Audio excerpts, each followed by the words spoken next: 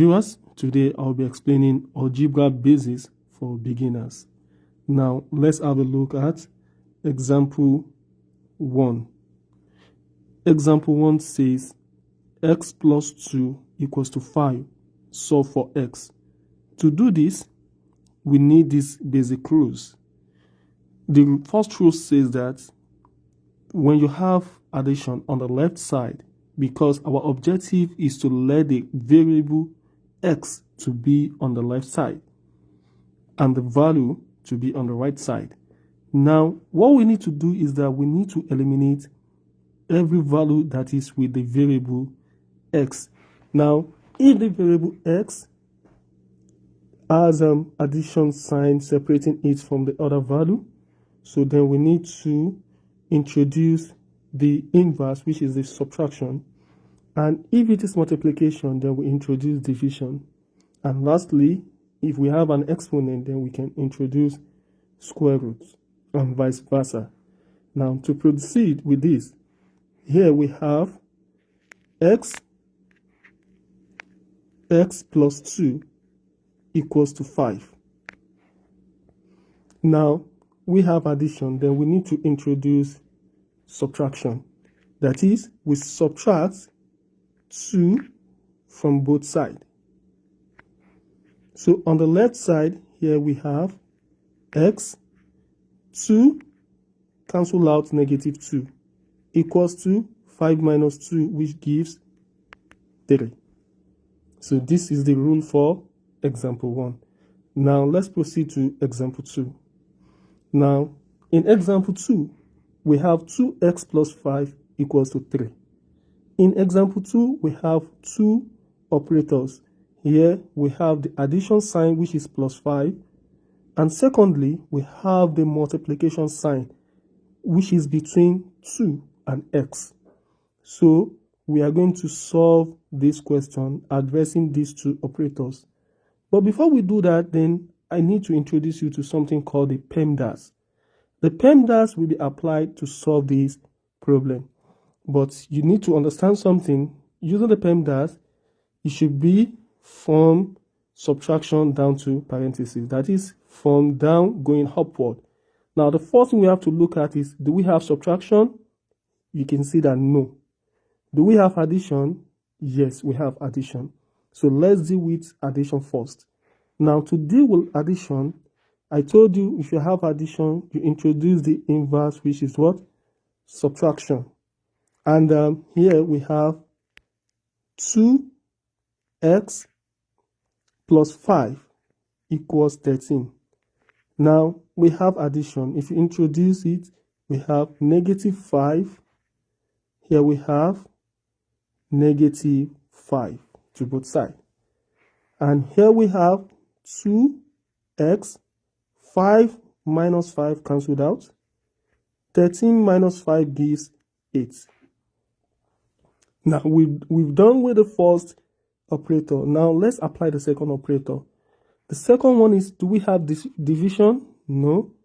Do we have multiplication? Yes, because here we're having 2 multiplied by x. And if you have multiplication, what do you introduce? You introduce the division. So that is, you divide both sides by the coefficient of x, which is 2, which is 2.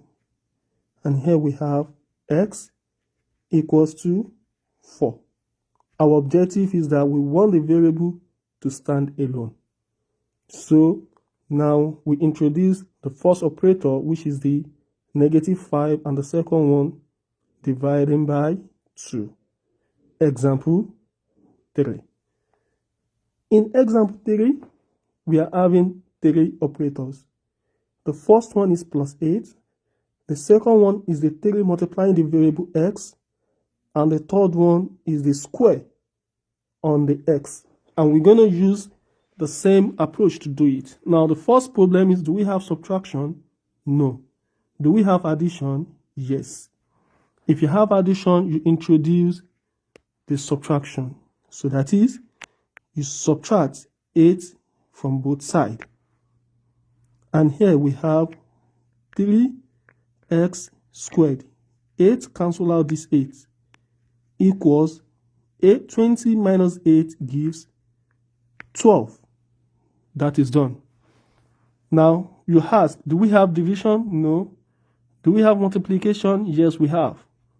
If you have multiplication, you introduce the division, which is the inverse. That is, divide both sides by 3, which is the value multiplying the variable x. Here we have 3, cancel out 3, x squared equal 12 divided by 3 gives 4. Now, going up, do we have exponent? Yes. The exponent here is the 2. So if you have exponent, what do you introduce? You introduce the roots. That is, you square root both sides. If you square root both sides, the rule of mathematics says that square root will cancel out the square. Here we have x. And what is the square root of 4? We have the square root of 4 to be what? To be 2. Yeah, you can say plus or minus 2, but here, yeah, you can put plus or minus 2, but I'm working with a real positive value, which is what? 2. So this is the answer to this problem.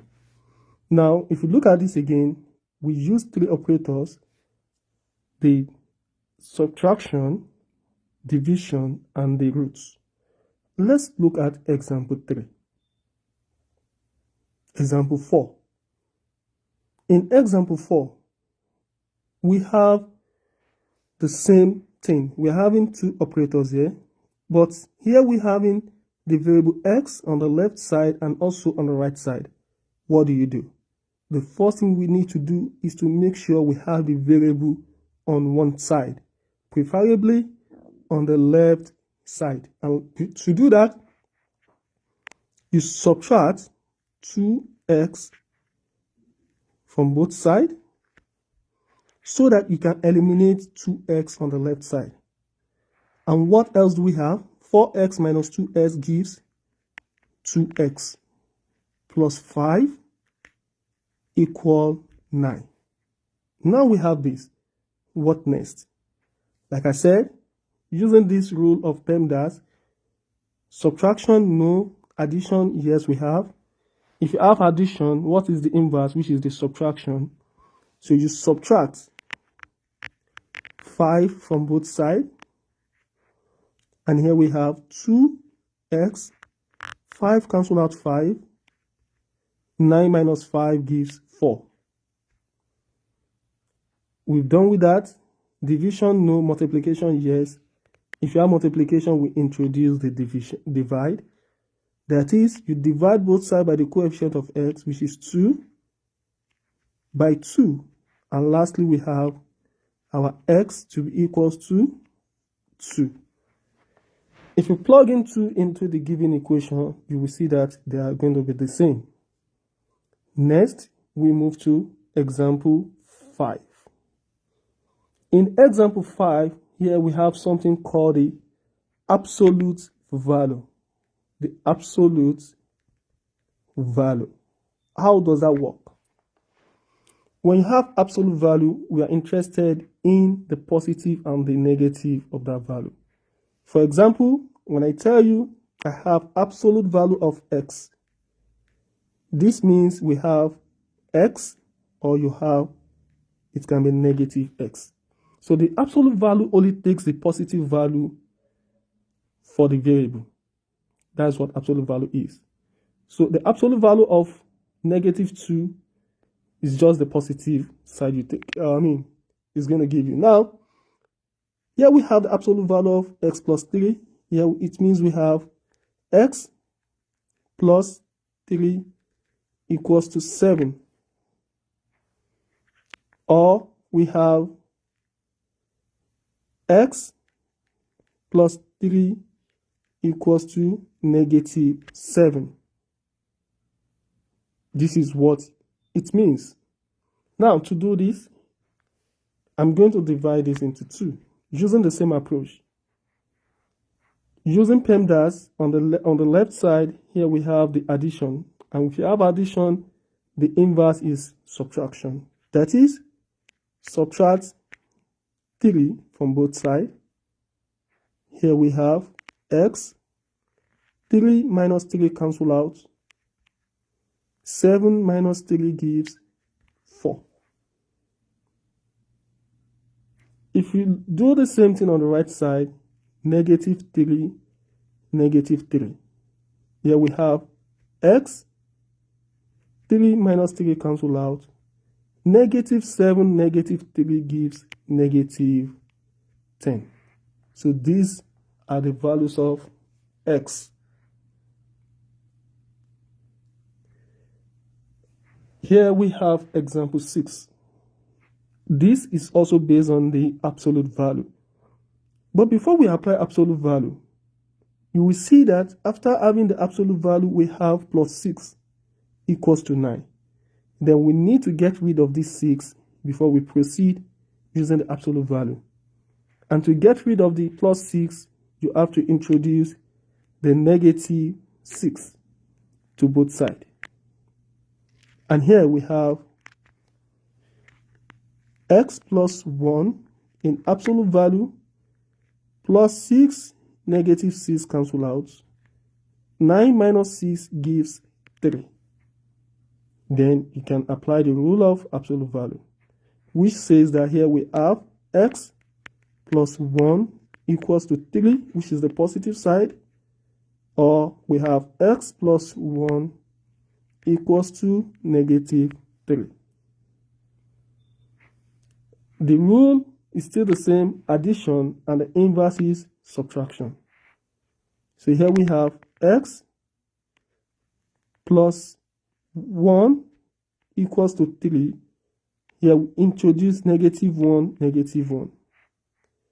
1 minus 1 cancel out. So here x equals to 3 minus 1 gives 2. If you introduce negative 1 also to this, 1 cancel out negative 1. Here we have x to be equals to negative 4. Now we have example 7. In example 7, here we have the square root. How do we deal with this? Using the same rule, which is PEMDAS. Do we have subtraction? Yes, we do. If you have subtraction, what is the inverse, which is addition? So here, rewriting the question clearly, we have x plus 3 minus 2 equals to 1. Now, introducing the inverse of subtraction, which is plus 2.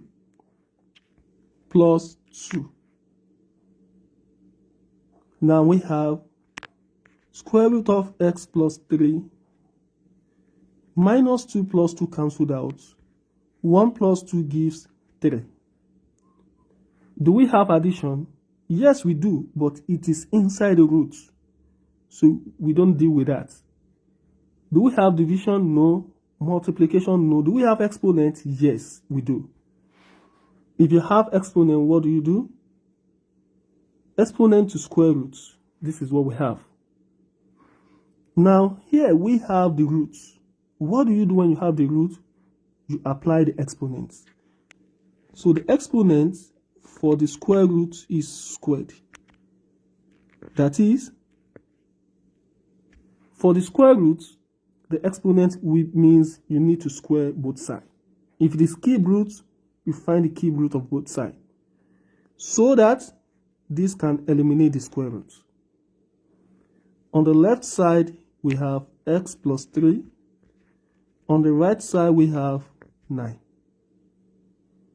So, applying the same rule, which is when you have addition, the inverse is going to be subtraction. Negative 3, negative 3. And finally, we have our x to be equals to 6.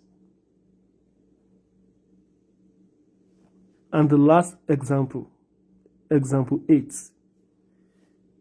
Here we're having two fractions separated by equals 2. When you have a fraction, a over b equals to c over d, the rule is that if two fractions are separated by equal sign, you cross multiply. And that is going to be the same rule we're going to use. So now to solve these two fractions separated by equals to, we introduce cross multiplication. That shows that 4 multiplying x, we have 4 multiplying x equal 3 multiplying x minus 5. To solve this further, we need to distribute these 3 by multiplying x and also by multiplying negative 5. So here we have 4x equal, if 3 multiply x, we have 3x. If 3 multiply negative 5, we have negative 15. Now to do this further, we need to make sure that we have the x on the left side. And to do that, we introduce negative 3x to both sides, so that we can eliminate x on the left side, on the right side. So here we have 4x minus 3x, which gives x equal negative 15.